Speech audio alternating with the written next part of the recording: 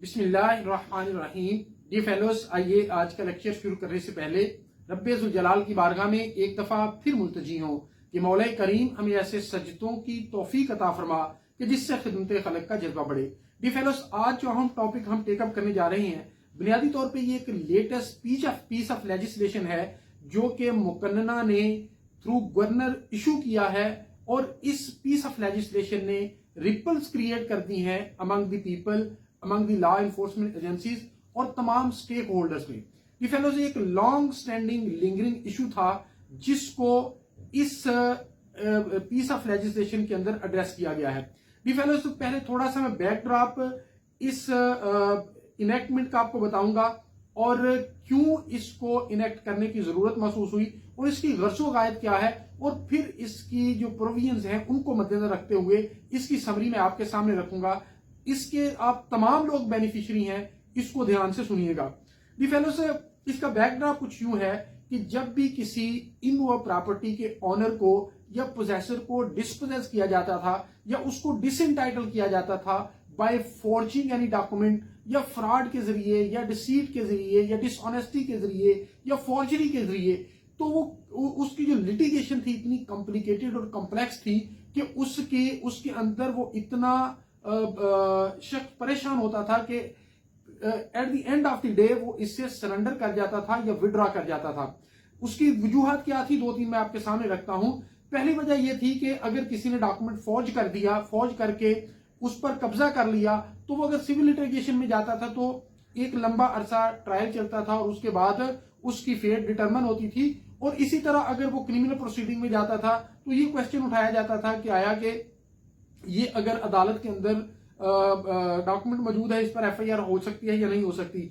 इसी तरह अगर पुलिस के पास वो प्रोसीडिंग आ जाती थी तो पुलिस देखती थी रेवेन्यू अथॉरिटी की तरफ या रेवेन्यू अथॉरिटी देखती थी कोर्ट्स की तरफ कि उसके टाइटल को डिटरमिन किया जाए। इसी तरह जो मुख्तलिफ कब्जे की गिरदावरी, खसरा, खतौनी, इनके बहुत सारे इश्यूज आते थे।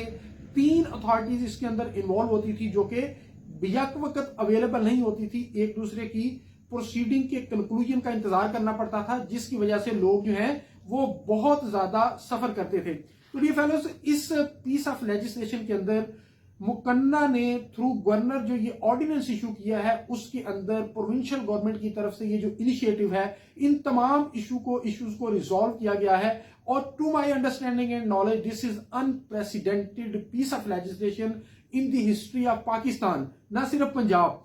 अभी इसकी जो गर्सो गायत इसके अंदर बयान की गई, जो स्टेटमेंट ऑफ इसकी ऑब्जेक्ट्स है और रीजंस है, उसके अंदर ये कहा गया कि सबसे पहला इसका पर्पस ये है कि गैर मनकूला प्रॉपर्टी के जो मालिकान हैं उनके हकूक का तहफ्फुज। नंबर 2, जो गैर मनकूला प्रॉपर्टी है उस पर जो नाजायज कब्जा किया जाता है गैर कानूनी, उसकी रोकथाम। और तीसरी, जो गैर मनकूला प्रॉपर्टी के मालिकान हैं उनको फौजदारी और दीवानी चाराजोई का हक फराहम करना या उसका हुसूल जो है वो फराहम करना। डी फेलोज, इस पीस ऑफ लेजिस्लेशन के अंदर जैसा कि मैंने आपको बताया कि ये जो long standing long confronting issues थे उनको एड्रेस किया गया है।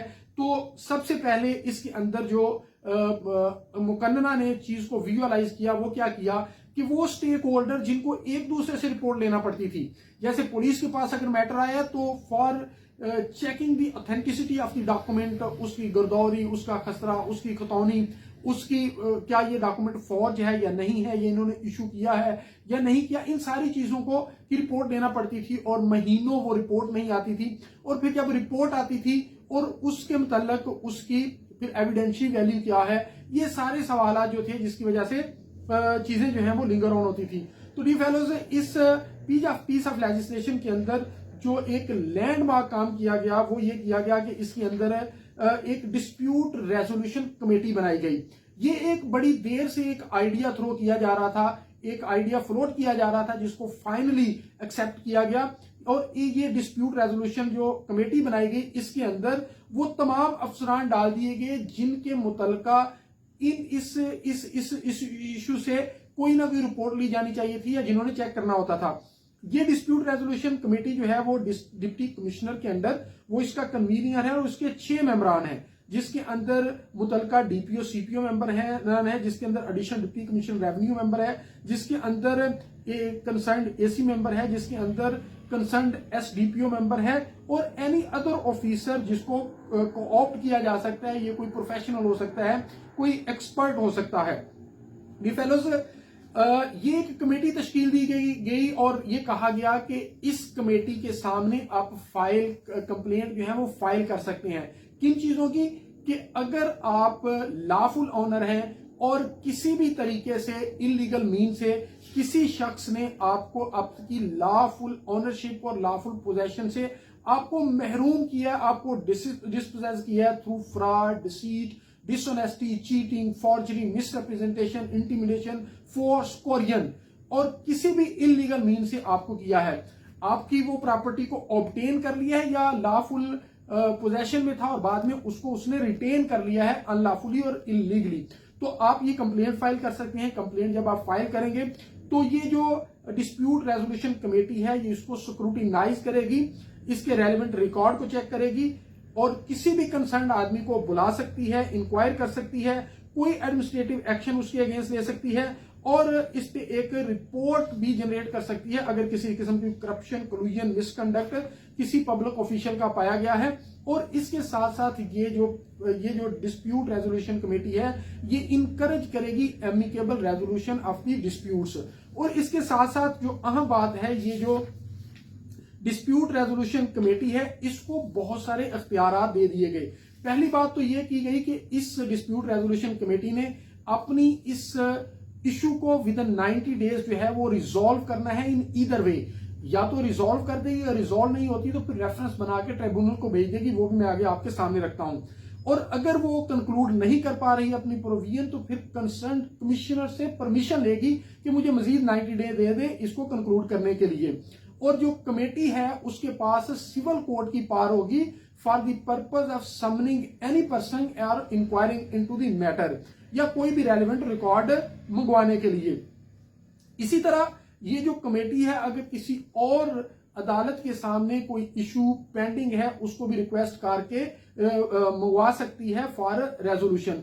इसके साथ साथ जो एक और अहम बात की गई कि इस कमेटी के सामने आपने इन पर्सन पेश होना होगा, कोई आपका वकील पेश नहीं हो सकता। एक और बड़ा इशू आता था कि अगर इस तरह का कोई इशू है तो जो पिटिशनर है या कंप्लेनेंट है अगर वो अब्रॉड रह रहा है या इनकैपेसिटेटेड आ नहीं पा रहा तो वो प्रोसीडिंग जो है वो लिंगर ऑन कर जाती थी। लेकिन इसके अंदर ये बताया गया कि अगर कोई अनएबल है टू अपीयर इन पर्सन तो वो थ्रू इलेक्ट्रॉनिक मीडिया यानी इलेक्ट्रॉनिक जो डिवाइसेस हैं उसके जरिए अपीयर हो सकता है, व्हाट्सएप के थ्रू उसकी जो है वो रिकॉर्ड हो सकती है। इसी तरह जो और मुख्तलिफ टूल्स हैं उनके जरिए उसकी मौकफ जो है वो लिया जा सकता है, उसके स्पाउस के जरिए लिया जा सकता है और उसके किसी ब्लड रिलेशन के जरिए लिया जा सकता है। इसके साथ साथ डिस्प्यूट रेजोल्यूशन कमेटी के साथ प्रिवेंटिव मेजर लेने का भी इख्तियार है, यानी आप एक एप्लीकेशन साथ फाइल कर सकते हैं कि इसको इस चीज से रोका जाए। अगर ये रोका ना गया तो ये सारी की सारी प्रोसीडिंग फ्रस्ट्रेट कर जाएगी। तो ये डिस्प्यूट रेजोल्यूशन कमेटी जो है वो 3 चीजें कर सकती है for as a preventive action. उसको ये कह सकती है कि आप एक रीजनेबल श्योरिटी पेश करो, उससे गारंटी मांग सकती है और इसके साथ साथ उस प्रॉपर्टी को सील कर सकती है। तो डी फेलोज ये डिस्प्यूट रेजोल्यूशन कमेटी के पास ये इख्तियार आते हैं और उनका ये मैंडेट है। अब डिस्प्यूट रेजोल्यूशन कमेटी जैसा कि इसका मैंडेट ये भी है कि इनकरेज करेगी ये एमिकेबल रेजोल्यूशन ऑफ डिस्प्यूट्स को, और अगर तो ये डिस्प्यूट रेजोल्यूशन करवाने में कामयाब हो जाती है तो उसका फिर एक रेफरेंस बनाएगी, ये ट्रिब्यूनल को भेजेगी, जो कि ट्रिब्यूनल आगे मैं डिस्कस करता हूं। ट्रिब्यूनल कौन होगा, उसके क्या इख्तियारात हैं, वो से डिस्कस करता हूं, और वो सबमिट करेंगे और फॉर अप्रूवल। और उस डिस्प्यूट रेजोल्यूशन की जो फाइंडिंग होगी जो ट्रिब्यूनल है उससे जब इत्तफाक करेगा तो उसके ऊपर एक जजमेंट पास कर देगा। D fellows in case of failure अगर डिस्प्यूट रेजोल्यूशन नहीं होती तो जब ये उसका पीरियड लैप्स होता है या वो इस नतीजे पे पहुंच जाते हैं कि ये डिस्प्यूट रेजोल्यूशन नहीं हो रही तो वो विद इन 1 मंथ एक रेफरेंस बना के उस ट्राइब्यूनल के सामने पेश कर देंगे फॉर ट्रायल। इसके अंदर एक और प्रोविजन डाली गई जो कि अमूमी तौर पे पहले नहीं थी। लोग दरखास्तबाजी करते थे, लोग केसेस करते थे, और फॉल्स, फ्रिवलेस, वेक्शियस और प्रोसीडिंग को प्रोट्रैक्ट करते थे, लिंगर ऑन करते थे। इसको भी सद्देबाब इसका भी किया गया कि अगर कोई शख्स वेक्सेशियस, फॉल्स, फ्रिवलेस, कंकॉक्टेड या डिसीव करने के लिए, लिंगर ऑन करने के लिए, प्रोट्रैक्ट करने के लिए करेगा तो उसके अगेंस्ट भी कमेटी ये बात रेफरेंस बना के भेज सकती है कि ये इसकी जो प्रोसीडिंग इसने इनिशिएट करवाई है ये फॉल्स है, फ्रिवलेस है, वेक्सेशियस है और उसको 5 साल तक जो है वो सजा हो सकती है। इसके अंदर सजाएं 3 किस्म की दी गई हैं। एक सजा तो प्रिंसिपल ऑफेंडर के लिए है जो कि 10 साल तक है और कुछ सजाएं अबैटर के लिए हैं। इसके अंदर ईच एंड एवरीथिंग उन्होंने कवर कर दी है। अमूमी तौर पे पहले ये एक जो गैंग होता था मिलके के कोई लेता था, कोई फौज करता था, कोई पीछे एक अबैटर होता था, कोई कॉन्स्पिरेटर होता था, कोई फैसिलिटेटर होता था। तो इसके अंदर उन्होंने ये कह दिया कि इसके अंदर हर अबेटर भी शामिल होगा, सेलर भी होगा, अलाट करने वाला भी होगा, ऑफरर भी होगा, एडवर्टाइजर भी होगा, ये सारे लोग। और अबेटर की भी उन्होंने सजा जो है वो 5 साल तक इसके अंदर उन्होंने नॉट लेस 3 ईयर तक रख दी और नॉट लेस देन 1 ईयर। और इसका जो फाइन है विच मेक्स 10 to 1 मिलियन रुपी रख दिया। अब डियर फेलोज एक और बड़ी शिकायत आती थी कि ये जो सोसाइटीज हैं, जो कंपनीज हैं, जो फर्म्स हैं, जो एंटिटीज हैं, उनके अंदर एक ये जो फायर सिस्टम था उसके अंदर भी ये बहुत सारी जो ऑनर थे उनको डिप्राइव किया जाता था, उनको चीट किया जाता था, उनका फ्रॉड किया जाता था। इसके अंदर सेक्शन 6 भी ये डाल दिया गया कि अगर सोसाइटी के अंदर ऐसी कोई प्रैक्टिस होती है तो उसकी भी सजा होगी और उसको भी एक ऑफेंस के तौर पर इधर रख दिया गया और उनको भी सजा मिलेगी। और उनके डायरेक्टर को, मैनेजर को और सेक्रेटरी को जिस तरह जिसका कंट्रीब्यूट होगा उनको सजा मिलेगी और ये भी एक पनिशेबल एक ऑफेंस इसके अंदर रख दिया गया। और अनटिल एंड अनलेस कि वो साबित ये कर देता है कि मुझे इस चीज का इल्म नहीं था। अब ये फेलो से जब कंप्लेंट फाइनली फाइल होगी ट्राइब्यूनल के अंदर तो सवाल ये जन्म लेता है कि ट्राइब्यूनल क्या होगा। ये provincial government with the consultation और nomination of chief justice session जज या हाई कोर्ट के जज पर मुश्तमिल एक ट्राइब्यूनल कम से कम बनाएगी, ज्यादा भी बना सकती है डिस्ट्रिक्ट के अंदर। और उसके पास एक्सक्लूसिव जुरिस्डिक्शन होगी इन केसेस को ट्रायल करने के हवाले से।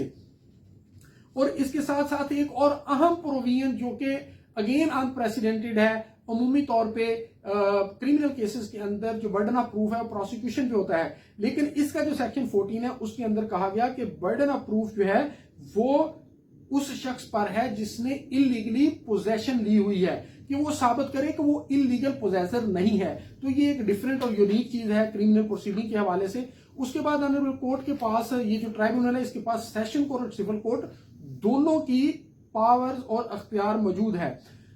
और बड़ी एक अहम बात कि इस एक्ट का रेट्रोस्पेक्टिव और प्रोस्पेक्टिव दोनों इफेक्ट हैं, यानी इसकी इन्फोर्समेंट के से पहले और इसके बाद के जो केसेस हैं वो इसके अंदर आ सकते हैं। और ये एट वंस इसने इंप्लीमेंट होना है। एट वंस का मतलब ये है कि जब ये 30 अक्टूबर 2025 को इशू हुआ उसके बाद ये इनवोग है, फंक्शनल है और इंप्लीमेंटेड है। उसके बाद ऑनरेबल कोर्ट कोई भी क्वेश्चन जो है वो टाइटल का जो क्वेश्चन है वो भी यही ट्राइब्यूनल डिटरमिन करेगा। जबकि ये भी इशू आता था कि टाइटल का जब मैटर आता था तो रेवेन्यू डिपार्टमेंट रेफर कर देते थे सिविल कोर्ट की तरफ और अल्टीमेट जुरिस्डिक्शन सिविल कोर्ट के पास थी, लेकिन इसके अंदर exclusive jurisdiction for determining the title भी इस ट्राइब्यूनल के पास आ गया। डिफेलोज इसके बाद एक और बड़ी अहम बात है कि ये ट्राइब्यूनल वाइल कंडक्टिंग प्रोसीडिंग किसी भी प्रोविजन कोर्ट की किसी प्रोविजन को डिस्पेंस विद कर सकती है अगर वो समझे कि ये इसके लिए जरूरी है। इसका जो ट्रायल है वो डेली बेसिस पर चलेगा और 90 डेज के अंदर इसको कंक्लूड करना होगा। और ये जो ट्राइब्यूनल है ये अवार्ड, पनिशमेंट, कंपनसेशन भी अवार्ड कर सकता है। और जो पावर्स हैं ट्राइब्यूनल की उनमें यह भी बात शामिल है कि वो किसी भी स्टेज पर अक्यूज को अरेस्ट करवा सकती है और कोई भी केस किसी अदालत के अंदर जो चल रहा है उसको ट्रांसफर करवा के डिस्प्यूट रेजोल्यूशन कमेटी को रेफर कर सकती है। और इविक्शन के हवाले से भी किसी की स्टेज पे जो पोजेसर है अगर वो समझती है कि अनलॉफुल है, किसी भी स्टेज से उसे डिस्पोजेस करके उसकी इविक्शन करवा के जो लॉफुल पोजेसर है उसको दे सकती है। और इसके लिए इसके लिए किसी एसएचओ को या किसी भी लॉ एनफोर्समेंट एजेंसी को डायरेक्शन दे सकती है उसकी इन्फोर्समेंट के हवाले से। अब डी फेलोज इसकी अपील कहां पे जाएगी? जैसा कि ये लॉ एक यूनिक और एक सिग्निफिकेंट एक एक एक एक अनप्रेसिडेंटेड किस्म का पीस ऑफ लेजिस्लेशन है और इसके अंदर ये कहा गया कि ट्राइब्यूनल की जो अपील है वो हाई कोर्ट के 2 जजेस सुनेंगे, यानी डीबी उसको सुनेगी, डिवीजन बेंच उसको सुनेगा। और इसके अंदर एक और खूबसूरत प्रोविजन ये डाली गई कि जिस प्रॉपर्टी प्रोसीडिंग चल रही है उसको वो कोई भी शख्स जो है वो एलियनेट नहीं कर सकता, यानी आगे सेल नहीं कर सकता। अगर सेल करना है तो with the permission of tribunal करना है। और कोई भी अपील इंटरलोक्यूटरी ऑर्डर या इंटरम ऑर्डर के अगेंस्ट जो है वो अवेलेबल नहीं है। और एक और बात का कहा गया कि अगर कोई बंदा वॉलंटरीली उस पोजेशन को सरेंडर करना चाहता है तो वो before the submission of reference submit करेगा। अगर रेफरेंस सबमिट हो गया तो उसके बाद फिर प्रोसीडिंग चलेगी और अगर स्टैब्लिश हो जाता है तो उसको सजा भी मिलेगी। पब्लिक प्रोसिक्यूटर इसके लिए अलहदा से लगाया जाएगा।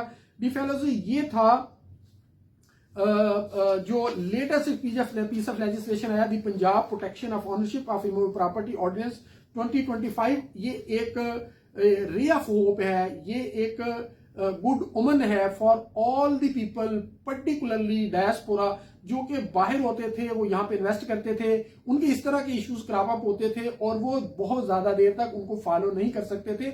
ये एक स्पीडी, एक्सपीडिशियस, एफिकेशियस किस्म की रेमेडी प्रोवाइड की गई है जहां पर तमाम स्टेक होल्डर्स, तमाम डिस्पेंसर ऑफ जस्टिस को इकट्ठा कर दिया गया है। उम्मीद करता हूं कि ये चीजें आपके लिए बेनिफिशियल होंगी और आप इनसे फायदा भी उठाएंगे। बहुत शुक्रिया।